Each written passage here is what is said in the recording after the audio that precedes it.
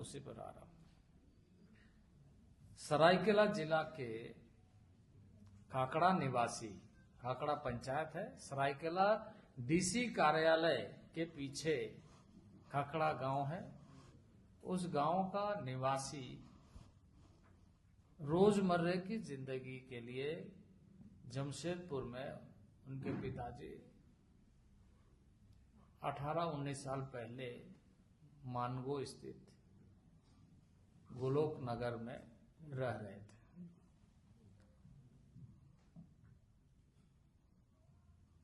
उनका पुत्र अजीत महतो डेली कामगार मजदूर के रूप में काम करते थे। पुलिस अचानक आती है उनके घर में। उनके माता ने पुलिस को बताती है कि इनकी तबीयत खराब है, इनको मत ले जाइए। पर पुलिस धक्का मार करके कई शब्दों का प्रयोग करते हुए उठा करके ले जाती है। बेतहाशा उसकी पिटाई होती है, क्योंकि पहले से ही बीमार था, और पिटाई होने के बाद उनकी मृत्यु हो जाती है। ये 2 दिन के अंदर ये सारी घटनाएं घट जाती है। आरोप उस पर क्या था?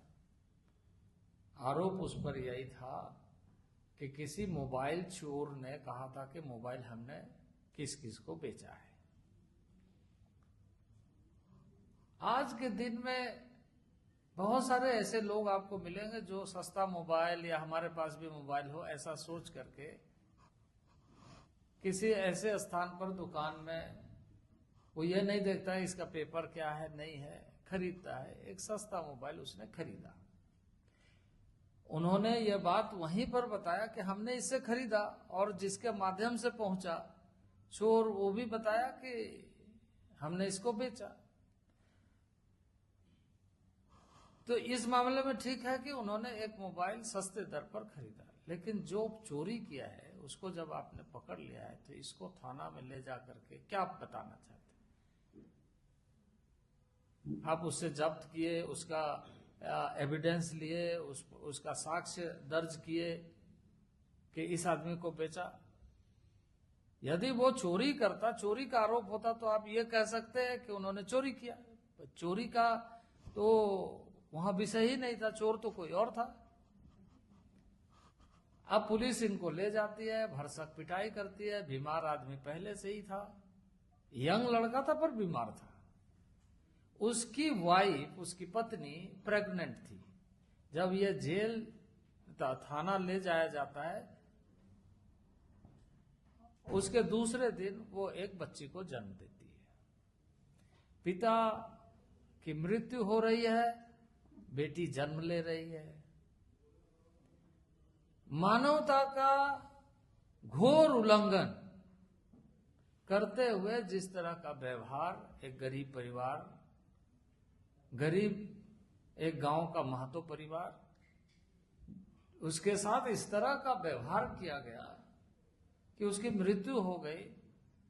और आनंद फानन में इस केस को दबाने के लिए रात में ही सादे पेपर लेकर के पुलिस पहुंचती है, और पहुंचने के बाद उसको कहती है 2 लाख रुपया आप लीजिए, बेटा का संस्कार ये करिए, अपना खर्चा, आपको तो पैसा मिलेगा नहीं, इतना कमाने के लिए आपको बहुत समय लग जाएगा, पैसा मिलेगा नहीं, आपको मिल रहा है।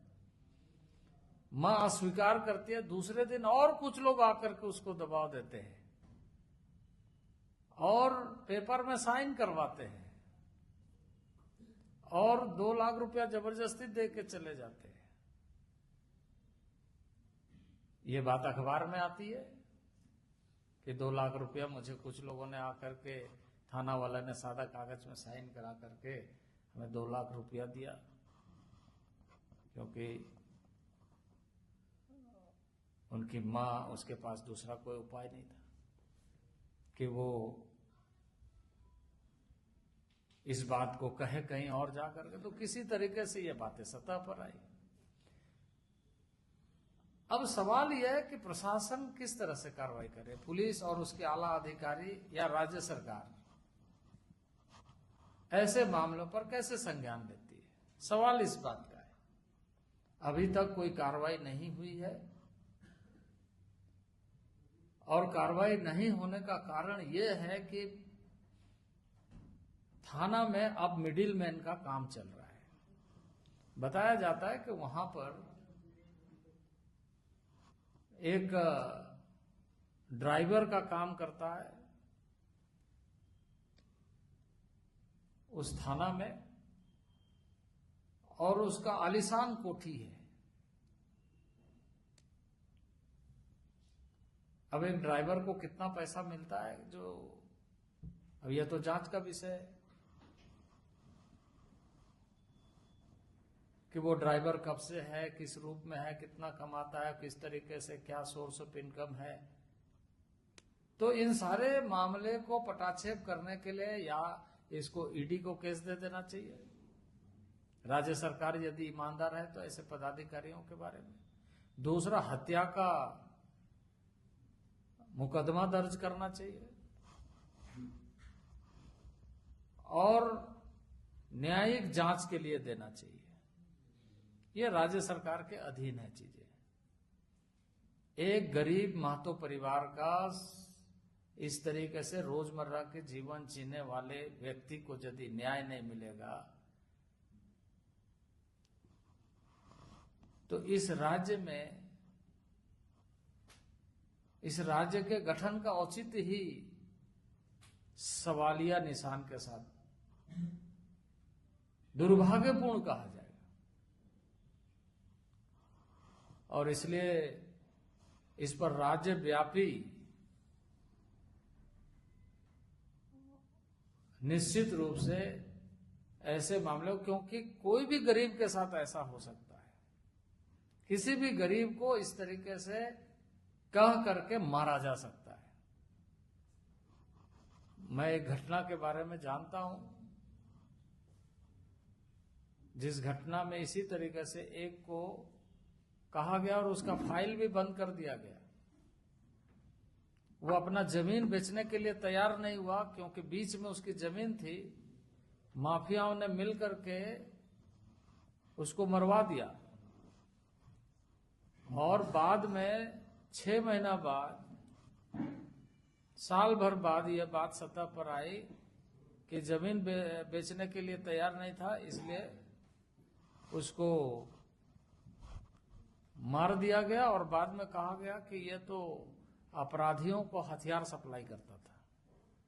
अब हथियार सप्लाई करता था यह कहने से तो कोई भी आदमी यह कहेगा कि बात सही हो सकती है, क्योंकि पुलिस की ही बयान ऐसे आ रही है। पर यदि सप्लाई करता था तो कहां कहां सप्लाई किया, पकड़ाया तो कौन कौन पकड़ाया, उसकी तो हत्या हो चुकी। उस मामले में आगे क्या हुआ, तो आगे वो केस बंद हो गया। इस तरह के हालात पैदा करने का कोशिश राज्य में हो रहा है। इन सारे चीजों पर राज्य सरकार को